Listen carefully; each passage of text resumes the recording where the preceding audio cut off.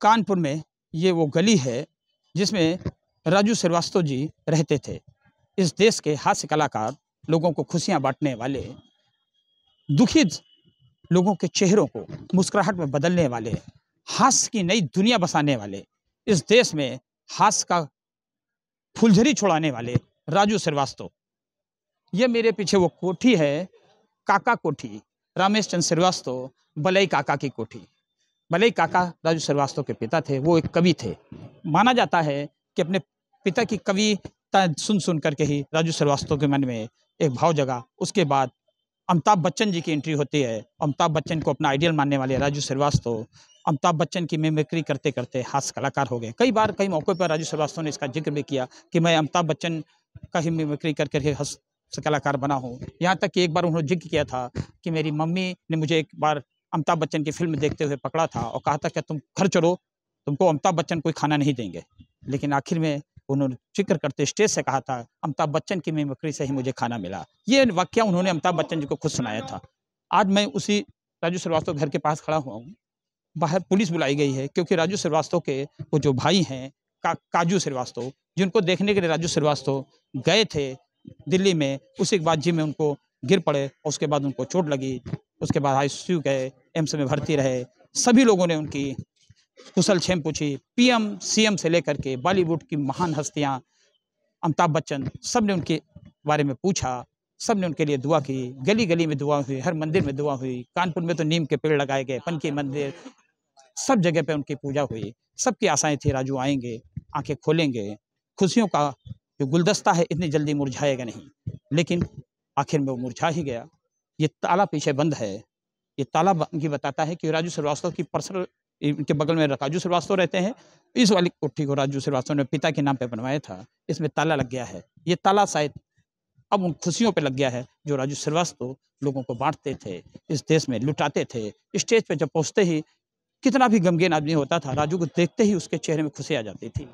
अब वो शायद खुशी दोबारा ही लौटेगी। हास्य कलाकार बहुत से होंगे, हैं भी, लेकिन राजू जैसा हास्य कलाकार अब लोगों को दोबारा नहीं मिलेगा। ये लोगों को एहसास करना मुश्किल है। मेरे मोहल्ले में उनके कुछ साथी लोग खड़े हैं, इनसे पूछते हैं क्या राजू भैया की आज सूचना आई है, क्या कहना आपको, क्या नाम है? बहुत दुखद सूचना आई है और वो तो हम लोग के बचपन के साथी हैं और जैसे ही सुना है वैसे ही हम लोग इनके घर की तरफ भागे। यहाँ पूरी जांच करी तो पता चला कि ये बात सच है। मगर बहुत अच्छे इंसान थे और लोगों को हंसाना, लोगों को सभी चीज़ें करना, सभी की मदद करना, ये उनकी एक खासियत थी। मेरे पीछे देखिए पुलिस आ गई है। पुलिस उनके भाई काजू श्रीवास्तव हैं जो बीमार थे, अभी भी बीमार हैं। घर में एक पेशेंट भी हैं। दरअसल काजू की जो मिसेज हैं वो भी प्रेग्नेंट हैं, तो उनके लिए भी लोगों को लगता है सही बात है। वो खुद गम से इतने परिपूर्ण हैं, भरे हुए हैं, उनके पास शब्द नहीं है। ऐसे में लोग आते हैं, मीडिया की जमावड़ा है तो जाहिर सी बात है दुख होगा ही। पुलिस लगी है, पुलिस का कहना थोड़ा हट जाइए, बिल्कुल सही बात है। पुलिस की अपनी ड्यूटी है, मीडिया की अपनी जो ड्यूटी है, फिर भी मोहल्ले के लोग पूरी तरह गमगीन हैं। अब आप आपको पीछे दिखाते हैं, मेरे कैमरामैन दिखाएंगे किस तरह से भीड़ लगी हुई है चारों तरफ। देखिए हर तरफ जमावड़ा लगा हुआ है पूरी तरफ से। आइए उधर देखते हैं, कुछ लोग जो राजू के पड़ोस से हैं, सब लोग बैठे हुए हैं, उनसे भी बात कर लेते हैं। क्या महिलाएं हैं यहाँ मोहल्ले की, जो महिलाएं हैं उनके बारे में बताते हैं। राजू श्रीवास्तव बहुत ही अजीज थे, हर एक से किसी को चाची कहते हैं, किसी मामी कहते हैं, किसी को काकी कहते हैं। आप इसी मोहल्ले में रहती हैं? क्या नाम है आपका? बीना देवी। बीना जी, राजू भैया की आज सूचना आई है, क्या कहना है? हम लोगों को बहुत दुख है। यहीं वो भी पैदा हुए, हम लोग भी यहीं पैदा हुए। हमारे मोहल्ले की शान थे। आज हम लोगों ने एक तरीके से कहा जैसे एक अनमोल हीरा होता है, वो हम लोगों ने खो दिया। बहुत अच्छे इंसान थे, सभी के साथ बहुत प्रेम इखलाक करते थे। जब भी आते थे पैदल घूमते थे, सबसे मिलते थे, सबकी मदद करते थे। बहुत शब्दों में गम है, कहना मुश्किल है। आप देखिए मेरे साथ एक विकलांग आए हैं, माता जी आते हैं, ये देखिए बैठे हुए हैं। हर व्यक्ति जो यहाँ मिलेगा उसके साथ राजू की अपनी एक अलग कहानी है। खुशियों से मत सोचिए, इमोशनल सोचिए तो लगेगा हर आदमी उनको दिल से चाहता था। क्यों चाहता था? क्या नाम है भैया आपका और क्यों आए हैं यहाँ पे? राजू भाई हमारे, अजय कुमार, मेरा नाम अजय कुमार है। राजू भाई हमारे क्षेत्र की बहुत अच्छे इंसान थे और उनकी मौत की खबर सुन के हम लोगों को बहुत दुख भया है। हम ईश्वर से प्रार्थना करते हैं कि भगवान उस दिवंगत आत्मा की शांति प्रदान करे। कभी आप राजू भैया से मिले थे तो कैसे बात करते थे? राजू भाई हमेशा हमेशा मिलते थे। त्योहार में जब कभी वो यहाँ आते थे तो हम लोगों के साथ एकदम बैठ के मिलते थे। कोई सुरक्षा व्यवस्था उनके साथ नहीं रहती थी, हम लोग उनके साथ एकदम बराबर से बराबर मिलते थे और हम लोगों की दुख दर्द सुनते थे वो। ये विकलांग गाड़ी देखिए, इस विकलांग गाड़ी से ही आए हैं कुमार जी।